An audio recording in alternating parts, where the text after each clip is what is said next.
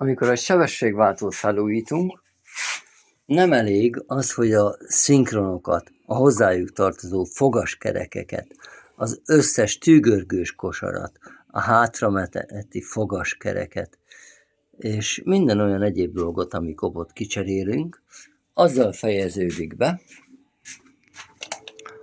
hogy a sebváltó tetőben a kulissza lemezt is kicseréljük újakra, mert ezzel már fokozatot találni elég bizonytalan.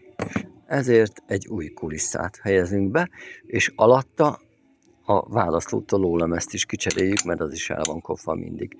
Így tökéletesen biztosítva van, hogy könnyű sebváltás fog történni. És határozott, nem kell keresgetni a sebességeket.